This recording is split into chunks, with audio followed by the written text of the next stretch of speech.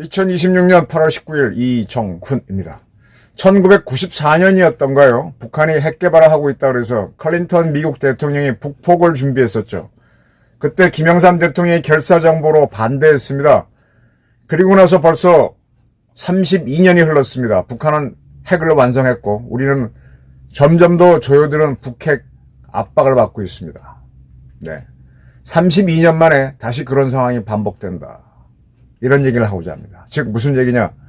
지금 대한민국 이재명 정권하고 대한민국 레거시 언론들은 트럼프의 속을 잘못 보고 있습니다. 저는 트럼프 미국 대통령이 북한을 무력으로 비핵화하는 작전을 준비하고 있다라고 봅니다. 그걸 위해서는 먼저 이재명을 속여야 됩니다. 이재명을 속여야 김정은을 속입니다. 이 관계를 정확하게 보셔야 국제정치의 본질을 볼 수가 있습니다. 문재인 정권 때 또 한 차례 한미연합훈련을 중지한 적이 있습니다. 그때도 북한하고 대화하기 위해서 그렇다. 그때 하노이 정상회담 앞두고 중지한 적이 있었죠.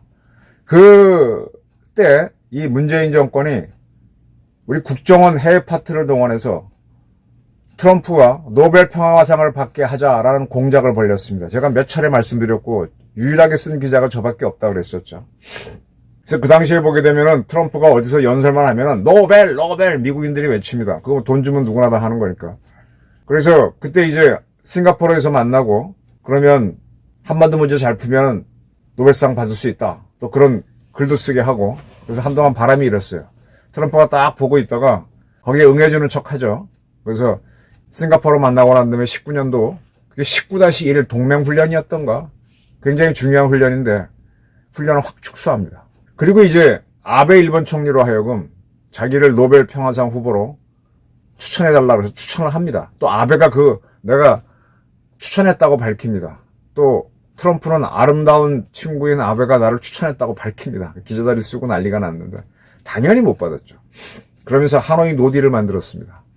그때 문재인이라고 하는 대한민국 대통령은 진짜로 트럼프하고 김정은이 합의를 볼 줄 알고 둘이 노딜이 됐다고 하는데도 믿지 않고 벙찐 모습으로 있었고 완전히 한국 외교가 미국한테 농락당한 적이 있는데 그리 가고 있다라고 말씀드리고 싶습니다. 자, 을지 프리덤 쉴드 UFS 훈련 축소가 확정됐죠. 이 훈련은 이북의 공격을 전제로 해서 우리 작전 계획 제가 5022일 것이다 라고 말씀드렸습니다. 저도 정확하게 그것까지는 모르겠어요. 워낙 비밀이라서. 502를 윤석열 정부 때인가요? 그렇게 미국하고 만들기로 해서 합의를 했고 보통 2년 단위로 개정을 하죠. 24, 26 개정을 해오는데 아마 맞을 겁니다. 여기에는 지금 우리가 이제 북한 핵이 큰 문제지 않습니까? 그래서 핵전쟁에 대한 작전 계획이 들어가 있다고 앞선 방송에서 말씀드렸습니다. 북한이 쳐들어오면은 처음에는 뭐 재래전이겠죠. 재래전 그걸 이제 우리가 막아서 반격하고 그다음에 북한이 핵을 쓰면은 어떻게 할 것이다. 핵을 쓸 조짐을 보이면 미국의 전략사령부가 미 공군이 갖고 있는 ICBM인 미니트맨 3하고 미 해군이 갖고 있는 SLBM인 트라이던트를 어떻게 쏜다. 이제 그런 작계를 연습하는 게 이번에 을지 프리덤 쉴드 훈련이고요. 그리고 이게 전면전을 대비한 거니까 전면전이 일어나면 한국 정부도 전시 동원 체제가 돼서 군을 지원해야 되니까 어떻게 가동될고 그 연습한다. 상당히 중요한 건데 이거를 인민군이 쳐들어왔을 때 우리가 방어작전 하는 것만 끝낸다. 이 훈련은 대한민국이라고 하는 게 이제 전쟁을 할 때는요 선을 탁 그어놓고 합니다. 부대끼리 요까지는 내가 관할이고 너는 이소대 관할이야. 딱 해놔야만 오해가 없잖아요. 나라와 나라 싸울 때도 우리가 요까지는 우리 작전구역이니까 외국인들 들어오지 마. 너 잘못하면 죽어. 물론 적은 당연히 죽이지만 전구를 영어로 theater라고 합니다. 코리안 theater를 정해놓고 하는데 이 코리안 theater에서 전군이 붙는 육해공군이 다 붙는다고 할 때 이거 모든 부대를 동원할 수 없잖아요. 그래서 워게임으로 합니다. 워게임. 미군이 이제 그동안 전쟁을 쭉 해왔을 때 우리의 장비, 우리의 인력 집어넣어서 돌리면 돼요. 너는 인민군 최고사령관을 해. 인민군 전력은 이거야. 이러한 부대를 갖고 있고 한국군 한미연합군 총사령관은 네가 해. 해갖고 서로 붙입니다. 워게임으로 붙이는 게 CPX예요. 그러면서 우리 쪽은 준비한 작전 계획대로 뭐 갑자기 뭐 할 수가 없잖아요. 막 지시한다고 되는 게 아니잖아요. 작전 계획 일한 대로 해! 딱 돌리고 뭐 말단적인 건 좀 바꿀 수 있겠죠. 그렇게 해서 이제 방어를 한 다음에 그 다음에 이제 밀고 올라가는 걸 하면서 핵전쟁을 하는 건데 올라가는 거는 안 한다.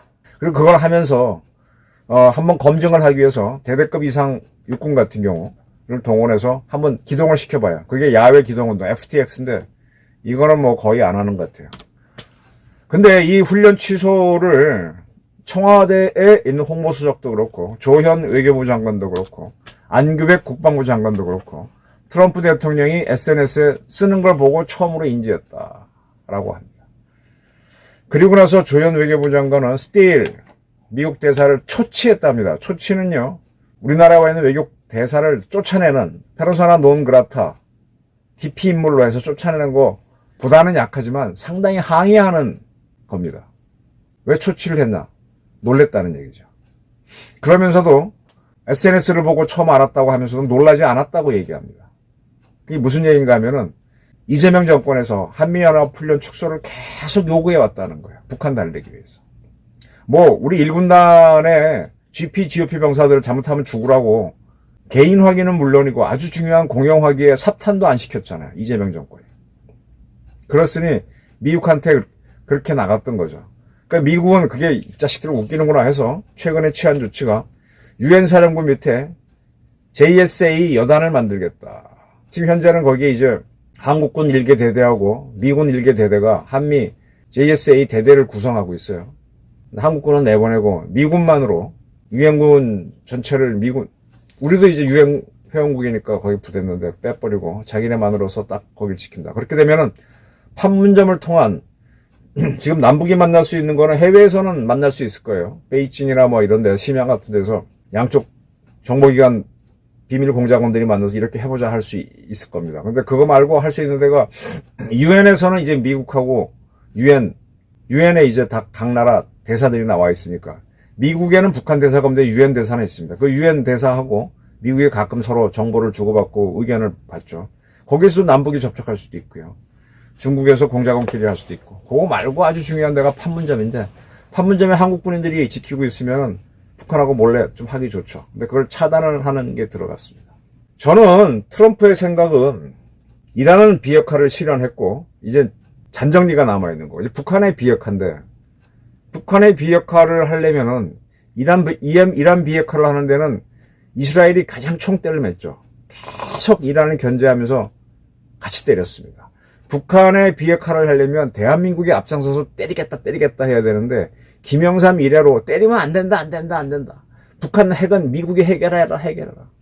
근데 이 핵을 만드는 나라를 어떻게 평화적으로 해결합니까? 육자회담도 안 되고 사자회담도 안 되고 양자회담도 안 됩니다. 북한은 오히려 회담한다고 시간 끌면서 계속 만들어 왔잖아요. 때리는 거에는 답이 없어요. 저는요, 용기를 뺀 작전, 이거는 탁상공론이라고 봅니다. 모든 작전도요, 와다닥 뛰어가는 게 있습니다. 머리로만 하는 게 아니에요. 즉, 무력을 써야 된다는 얘기예요. 공작도요, 뭐 담 띄워놓고 뭐 은신하고 별짓 다 합니다. 그렇게 해서 꾀로 이기는 거지, 꾀로 이긴다고 무력을 안 쓰는 게 아닙니다. 북한의 핵시설은 분명히 파괴해야 돼요. 그래서 전 트럼프가 지금 B2 전략폭격기에다가 스텔스 폭격기도 있고, 또 F-35도 동원할 수 있고, F-22도 동원할 수 있고, 타격수단이 굉장히 많잖아요. 북한의 핵시설을 때려버리고, 이렇게 중국을 들여다보면, 시진핑이 조만간 미국 가서 정상회담을 하죠, 11월쯤에. 그러면 중국한테 상당히 압박할 수 있잖아요. 야, 니들도 지금까지 북한 비핵화 한다 그랬는데 안 했어. 내가 했어. 뭐 어쩔래. 이것까지 동의하는 거지. 우린 대신에 북한을 점령 안 해. 근데 중국은 쫄죠.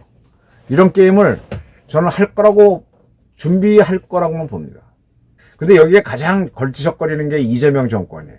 그러니까 김정은을 무방비 상태로 속이려면 이재명을 속여야 되잖아요. 이재명 요구대로 그래 한미연합 훈련하지 마. 딱 때리는 거죠. 지금 한국의 주력 언론들은 트럼프가 김정은을 만나기 위해서 저랬다라고 해석하는데, 뭐 만나도 돼요. 만나고 또 속이는 거죠. 뭐 더 좋지. 그리고 이제 트럼프는요, 이란과 달리 김정은이가 겁쟁이라는 걸 알고 있어요. 김정은은 벌써 이제 6.25 전쟁 끝나고 몇 년이죠? 53년이 끝났고 70년이 지났나요? 전쟁 다시 못한 족속이에요. 겁쟁이라는 걸 알고 있습니다. 그러니까 갖고 노는 거죠. 근데 북한 핵과 김정인만을 제거하겠다는 목표가 있으면 김정은 속이기 위해서 만날 수도 있죠. 마두로도 잡아왔고 이란도 없앴고 하메네이도 죽였는데 김정은 하나. 예. 근데 지금 이재명 정권은 전작권 달라고 빽빽거리고 있거든. 미국이 전작권을 쉽게 주지 않을 겁니다. 전작권 준다면 유엔사가 다시 떠오를 거예요. 이렇게 북한하고 내통하고자 하는 이재명 정권을 가만두지 않을 겁니다. 아마 미국이 훈련 축소했다, 조만간 또 뭐 전작권 이런 얘기 나올수록 한국 증시는 빠르게 추락할 겁니다. 미국이 빠져나가는 순간에 미국의 증시가 오른다고 해도 우리가 동조해서 오르는 게 아니라 분리가 될 겁니다. 아마 한국에 돈 있는 사람들은 이재명 정권이 미국 증시에 투자하면 세금 많이 때리겠다라고 했음에도 불구하고 지금 환율이 많이 내려왔죠. 1,400원까지 내려왔죠. 1,300원. 달러로 바꿔서 확 미국 달러를 사지 한국 주식 안 사면서 폭락으로 갈 겁니다. 지금 이재명 대통령은요, 대법관 임명 문제로 사법부랑 싸우는 모양이 돼버렸습니다. 아주 어리석은 짓을 했죠. 그리고 지금 용산에 있는 미군 기지 빼내고 거기다가 아파트 짓겠다 했다가 오세훈 시장하고 맞서는 구도가 됐는데 아주 불리한 구도입니다.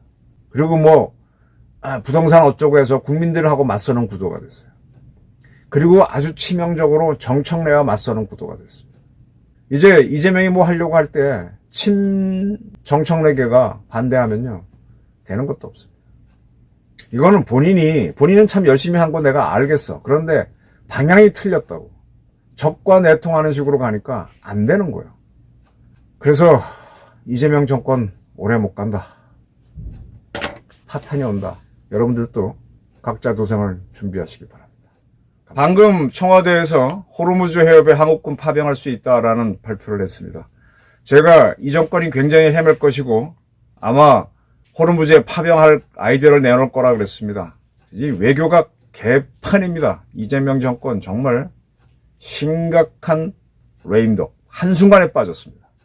저는 실각까지도 예상합니다. 감사합니다.